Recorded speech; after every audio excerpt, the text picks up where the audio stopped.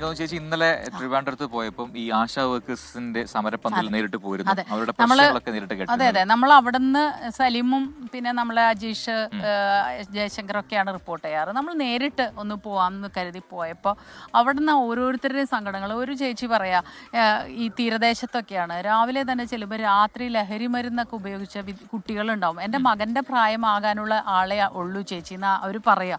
പക്ഷേ അവർ ചിലപ്പോൾ വയലൻ്റായിട്ട് മോശമായിട്ടൊക്കെ പെരുമാറും. അങ്ങനെ എന്നിട്ട് കൂടെ ആരെങ്കിലും വിളിച്ചിട്ട് പോകും, നീ ഇന്ന് എൻ്റെ കൂടെ വരുമോ. അങ്ങനെ അവർക്ക് അത്രയും പ്രശ്നങ്ങളുണ്ട്. പിന്നെ തീരെ വയ്യാത്ത ആളുകളെ കാണുമ്പോൾ അവർ ഈ ഇല്ലാത്ത അവരുടെ പേഴ്സിൽ നിന്ന് എടുത്ത് പൈസ കൊടുക്കും.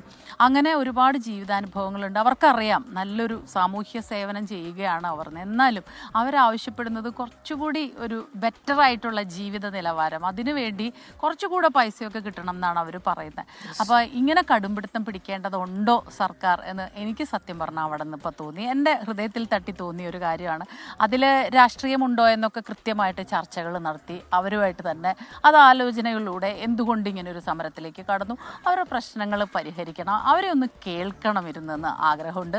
ഇന്നിപ്പോൾ വലിയ രീതിയിലുള്ളൊരു സംഗമത്തിലേക്ക് അവർ മഹാസംഘമാണ്. ആശാ വർക്കേഴ്സിന്റെ മഹാസംഘം വിവിധ ജില്ലകളിൽ നിന്നുള്ള ആശാ വർക്കേഴ്സിനെ പങ്കെടുപ്പിച്ചാണ് ഈ മഹാസംഘം നടക്കുന്നത്. അങ്ങനെ സമരത്തിന്റെ ഒരു രീതിയും അതിന്റെ ഒരു സ്ട്രെങ്ത് ഒക്കെ മാറ്റുകയാണ് ആശാ വർക്കേഴ്സ്. ഉമേഷ് ബാലകൃഷ്ണൻ ഏറ്റവും പുതിയ അപ്ഡേറ്റുകളുമായി ഒരിക്കൽ കൂടി തിരുവനന്തപുരത്തും ചേരുന്നുണ്ട്. ഉമേഷ്, ഒരിക്കൽ കൂടി സ്വാഗതം മോർണിംഗ് വാക്കിലേക്ക്. അപ്പോൾ നേരത്തെ ഇപ്പോൾ ചേച്ചി പറഞ്ഞതുപോലെ തന്നെ ആശാ വർക്കേഴ്സിന്റെ ദുരിതമൊക്കെ ഇന്നലെ നേരിട്ട് ചേച്ചി മനസ്സിലാക്കിയതാണ്. അപ്പോൾ ഇന്നിപ്പോൾ സമരത്തിന്റെ ഒരു രീതി മാറുന്നു, അവരുടെ ഒരു സ്ട്രെങ്ത് എത്രമാത്രം ഉണ്ടെന്ന് വിളിച്ചതാണ് ഈ മഹാസംഗമം സംഘടിപ്പിക്കുന്നത്. അപ്പോൾ അതിലൂടെ എന്താണ് ആവശ്യപ്പെടുന്നത്? പിന്നോട്ടില്ല, ഓണറേറിയം തന്ന് നമ്മളെ ഒതുക്കണ്ട, അല്ലെങ്കിൽ കേസെടുത്ത് പേടിപ്പിക്കേണ്ട, ഇത്തരം കാര്യങ്ങളൊക്കെ തന്നെയല്ലേ. അപ്പോൾ എന്താണ് ഈ മഹാസംഗമം, എങ്ങനെയാണ് സംഘടിപ്പിക്കുന്നത് ആശാ വർക്കേഴ്സ്?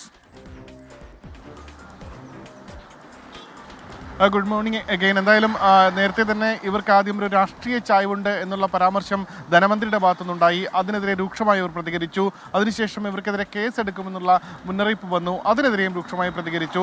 ആ രണ്ട് ഭീഷണികൾക്കോ അല്ലെങ്കിൽ രാഷ്ട്രീയ ചായ്വുണ്ട് എന്നുള്ള ആരോപണങ്ങൾക്കോ ഒന്നും വകവയ്ക്കാതെ സമരവുമായി മുന്നോട്ട് പോകുമെന്ന് തിരിച്ചറിഞ്ഞതോടുകൂടി 2 മാസത്തെ കുടിശ്ശിക നൽകാൻ തീരുമാനിക്കുന്നു. എന്നാൽ അതും 2 മാസത്തെ കുടിശ്ശിക നൽകാനുള്ള തീരുമാനം കണ്ണിൽ പൊടിയിടാനുള്ളതാണ് എന്നുള്ള ഒരു അഭിപ്രായത്തിലേക്ക് ഈ സമരക്കാർ എത്തുന്നു. അതിനുശേഷം ഇന്നലെ ഈ 7000 രൂപ ഇവർക്ക് ഓണറേറിയം നൽകുന്നുണ്ടെങ്കിൽ ആ 7000 രൂപയ്ക്കും 10 മാനദണ്ഡമുണ്ട്. അതായത് ഈ ഓരോ 10 മാനദണ്ഡങ്ങൾ പാലിച്ചാൽ മാത്രമേ ഒരാൾക്ക് 7000 രൂപ ഒരു മാസം ഓണറേറിയം കിട്ടുകയുള്ളൂ. ഈ 10 മാനദണ്ഡങ്ങൾ പാലിക്കാൻ കൃത്യമായി സിസ്റ്റത്തിൽ എൻട്രി ചെയ്ത് OTP എല്ലാം ലഭിച്ച ആ രീതിയിൽ വേണം ഈ മാനദണ്ഡങ്ങളെല്ലാം രജിസ്റ്റർ ചെയ്യേണ്ടത്.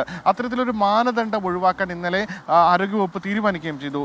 എന്നിട്ടും സമരവുമായി അവർ കൃത്യമായി മുന്നോട്ട് പോവുകയാണ്. കാരണം അവരുടെ പ്രധാന ആവശ്യം അവരുടെ ഈ ഓണറേറിയം അതിപ്പോൾ 7000 ലഭിക്കുന്നത്. നമുക്കറിയാം ജീവിത ചെലവുകളെല്ലാം വലിയ രീതിയിൽ ഉയർന്നിട്ടുണ്ട്, അവരുടെ ഉത്തരവാദിത്തങ്ങളും വലിയ രീതിയിൽ കൂടിയിട്ടുണ്ട്.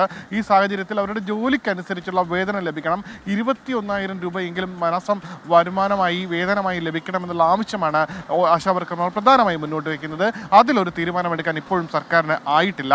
സർക്കാർ പറയുന്നത് കേന്ദ്ര വിഹിതം ലഭിക്കുന്നില്ല, കേന്ദ്രത്തിൽ നിന്ന് പണം ലഭിക്കുന്നില്ല എന്നുള്ളതാണ്. പക്ഷേ അത് മാത്രമല്ല, സംസ്ഥാന വിഹിതം തന്നെയാണ് ഇതിൽ ഏറ്റവും കൂടുതൽ. അതുകൊണ്ട് തന്നെ കേന്ദ്രത്തിൽ നിന്ന് കൂടുതൽ ലഭിച്ച ശേഷം ഇവർക്ക് കൂട്ടി നൽകുക എന്നുള്ള ന്യായമൊന്നും നിലനിൽക്കുന്നതല്ല. അത് കൃത്യമായി ഈ സമരക്കാർ മുന്നോട്ട് വെക്കുന്നുണ്ട്. അതുകൊണ്ട് തന്നെ ഈ 2 കാര്യങ്ങൾ സർക്കാർ അംഗീകരിച്ചെങ്കിലും, അതായത് കുടിശ്ശികയിൽ 2 മാസം നൽകുകയും മാനദണ്ഡങ്ങൾ ഒഴിവാക്കി നൽകുകയും ചെയ്തെങ്കിലും സമരമായി മുന്നോട്ട് പോവുക എന്നുള്ള നിലപാട് തന്നെയാണ് ആശാ വർക്കർമാർ ഉള്ളത്. ഇന്ന് മഹാസംഗമം നടത്തും.